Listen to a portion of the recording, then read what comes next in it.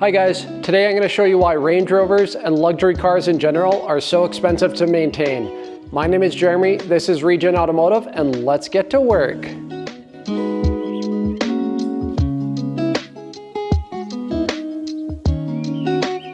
So before we get started, I figured I'd explain to you a little bit what's going on and kind of what made me think to do this video. So yeah, I have a 2016 Range Rover Sport. This one happens to be the diesel, actually, 3-liter TD6 diesel. I'm doing a standard oil change on it, so it got me thinking even just how the oil change is so much more expensive versus a regular car. There's a few other things I want to talk about, and then a few other problems with this car that I want to address, and I want to kind of give you similar cost to what it would cost to fix this car versus just like a normal run-of-the-mill car. So like I said, first up, we're doing the oil change. My specific Range Rover has the emission systems deleted. If it didn't have them deleted, you'd have to use liquid moly 530. But since it's deleted, I'm just using regular high quality diesel oil. I think this is about the same price, maybe a little cheaper than the liquid moly. So regardless, the oil itself is going to be more expensive. The cheapest I could find this is like $70 a jug. It's normally like 80 or 85. And then I was told by a very experienced mechanic, this is actually a good tip for all of you guys, for all of your cars.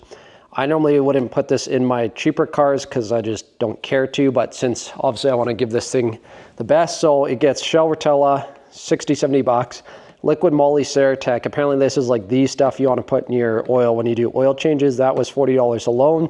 And the oil filter, I had to like make sure it's an actual, high quality filter. There's not huge supply or like cheap alternatives for these. That was 20 bucks alone.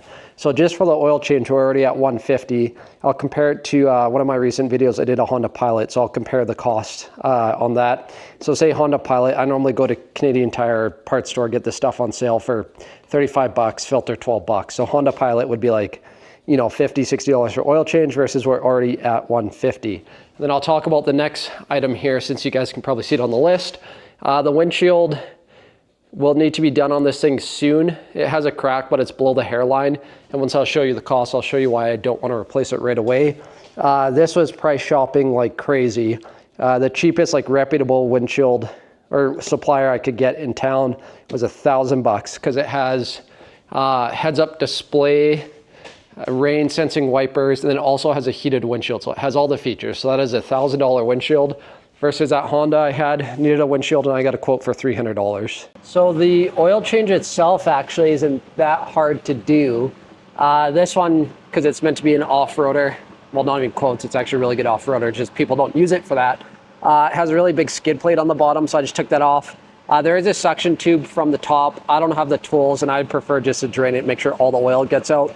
So yeah, once the skid plate's off, it's just a normal drain plug like any other vehicle. While I'm under here, also, every oil change, I kind of just like to go over things, see where things are at. So I'll inspect, the bottom of the radiator there. There's no leaks, everything's dry. You can see all the dust there, which is good, what you want.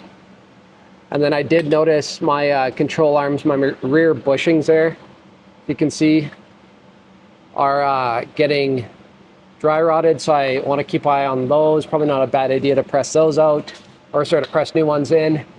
Suspension looks okay. That's another thing that this vehicle has that can be expensive if it fails, is an air ride suspension. So that's another reason why luxury vehicles are expensive. And this specific vehicle, being a European, usually have like multi-link control arms. So yeah, there's the back arm there, front arm. Like I said, just double check the suspension. I'm looking at all my ball joints, making sure none of them are ruptured. That bushing looks okay. From what I can see, that one looks okay. It's just that back one that is getting worn. And then while I was looking around, our front diff has no leaks, which is nice. Power steering rack looks okay. But once we get to the rear main, unfortunately, we do have a leak. It's either engine side or transmission side, so it looks like it's getting worse. Good news is it doesn't look too bad to pull the tranny on this thing. Actually, not bad at all. You got lots of access to the bell housing bolts, but bad news is, I don't know, probably looks about the same last time I was here, but I'll keep an eye on that. Once drips start to form, and then maybe once I see it on that sway bar, that's when I'll unfortunately have to pull the tranny and do that. Transmission, everything looks pretty dry. Drive shaft joints look pretty tight, it's not leaking, so everything is pretty good under here. Same thing with the diff, that's not leaking at all. And then same thing here, Here's your airbags. That would be quite costly if that blows out. Aftermarket, you're probably looking at, I don't know, a few $100s a bag, and then for OEM, like probably $1,000 or $1,500 a bag. So those are quite expensive, and those are known to blow out. I've heard, I guess just one thing, yeah, all the joints and all that stuff looks good back here. I heard that one thing you can do, which I can't see the need, is apparently there's like dust and grit and stuff that get under there. And as the air ride goes up and down, it wears a hole in the bag. So it's not a bad idea, which I'm actually gonna do right now. Just blow that out, make sure there's no dust or grit under the bag. And same story for the oil change once you're on the top here. Not too bad. My only complaint, again, minor thing, not complaining, just noting that the oil filter's in the middle, so it's kind of a bit of a mess once you get the filter off to, like, you know, not get oil everywhere. And then same thing while I'm up here, I'm inspecting, like, I don't see any dried coolant around the connections. I don't see any dry rotted hose, broken plastic, leaks. The belt looks okay. So kind of whenever I do the oil changes, I just do it once over to see if there's anything obviously wrong to me. Okay, so we have one immediate problem that I need to address on this thing, not specific to European vehicles. I'll show you the rear wheel bearing here will make some noise. So this is the passenger side. I believe it's making more noise than the driver's side. I'll show you both for reference. So here's the driver's side when I spin it. Kind of hear that humming. Oh, wow. That's not good, actually. That has a fair amount of play. Yeah. That's not good at all. I was gonna do that down the road, but I am gonna have to definitely do that more soon than I was planning. Let's check the other side. Other side's tight. No noise on this side too. I'll have to check the maintenance records. I know one of the wheel bearings was already replaced on this car. I think it was this side, so that makes sense. That other side's shot. But with that play, I definitely will want to be doing that sooner rather than later, so you can stick around for a video for that. So just to catch you up on my thoughts on the brake system here, I'm getting a bit of a pulse while braking at higher speeds, but I know, like, obviously a pulse while braking is always warped rotors. I know the fronts aren't warped because my wheel's not shaking back and forth, but I just kind of looked through the rims and yeah, like there's definitely grooves building on that rotor there, and it's kind of smooth, but my pad life, I don't know, I still have like 50% pad life. So I'm not going to touch the fronts for now.